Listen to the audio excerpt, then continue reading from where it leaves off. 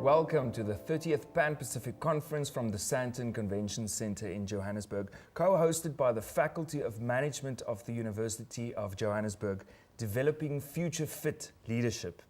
With me, I have Ezeuduji, also from the University of Johannesburg, but from the Department of Tourism Management. Thank you very much for joining us. Thank you so much. Your paper that you wrote on event-based rural tourism in sub-Saharan Africa is a unique idea and a fascinating idea. How did you get to the idea of event-based rural tourism? I got to the idea of event-based rural tourism when I was still doing my PhD in Austria, because then I did part of my PhD studies in Munich. And getting to Munich, I saw the Oktoberfest, what they call Oktoberfest in Munich, which is something that actually gives Munich as a region, the Bavarian region in Germany, a unique brand identity. And I thought when I was studying tourism there at my PhD level, what exactly does Africa have in terms of event-based tourism that can also give us a brand identity in the global tourism marketplace?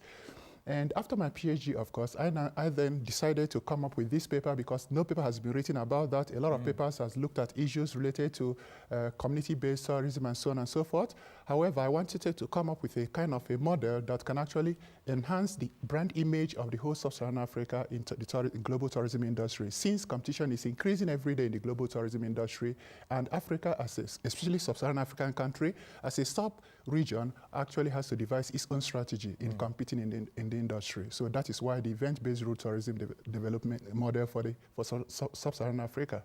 Very interesting. Yeah. What are some of the events that could be used in sub-Saharan Africa that may be unique to our cultures? This study actually focused more on micro events, not really on mega events, in the terms of the traditional dances of the local communities, which and also the myths and the legends in the local community, the rural ways of life, which can be incorporated or actually staged within the rural landscape in Africa. A lot of issues can be raised here in terms of probably the sustainability of this kind of model. However, this is actually what this paper actually went into detail in actually recommending ways that this can actually function. Okay. Yeah. And looking at some of the stakeholders in this idea of event-based rural tourism, who are the people that need to make this happen?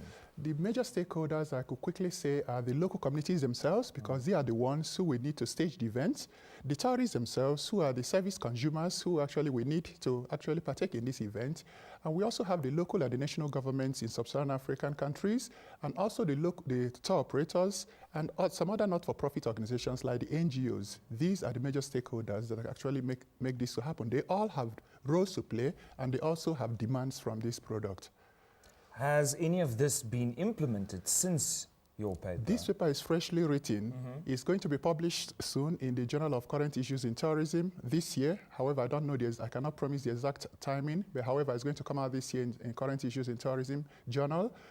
It has not been implemented, but once the paper has been published, it will be sent to a lot of national government in sub-Saharan African countries for consideration.